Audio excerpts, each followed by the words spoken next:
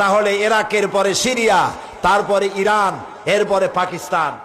মুসলমানদেরকে আজকে চুপ করে বসে থাকতে হবে না, মুসলমানদেরকে ঐক্যবদ্ধ হতে হবে এবং বিশ্ব বিবেককে আবার জাগ্রত হতে হবে। এই পশু শক্তির বিরুদ্ধে ইরাকের উপর থেকে দখলদার সৈন্য তাদেরকে উঠায় দেওয়ার জন্য সারা দুনিয়ার মানুষের চাপ সৃষ্টি করা এখনই প্রয়োজন। এটা যদি না করা হয় তাহলে ইরাকের পরে সিরিয়া, তারপরে ইরান, এরপরে পাকিস্তান। তার দৃষ্টিতে, আমেরিকার দৃষ্টিতে পৃথিবীর সব মুসলমানেরা সন্ত্রাসী, আর শ্যারন নাকি শান্তির পায়রা।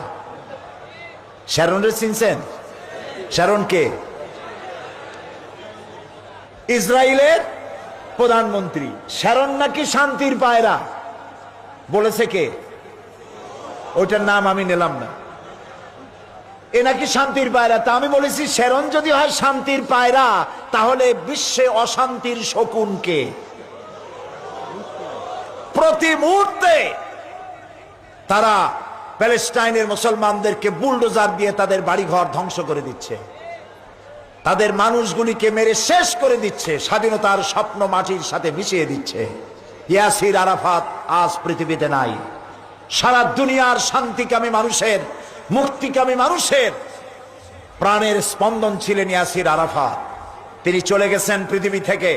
আমরা আশা করব আল্লাহ তাআলা সাহায্য করবেন ফিলিস্তিনিদেরকে, আমরা যেন দেখতে পারি অভিশপ্ত ইহুদিদের হাত থেকে প্যালেস্টাইন আল্লাহ মুক্ত করেছেন।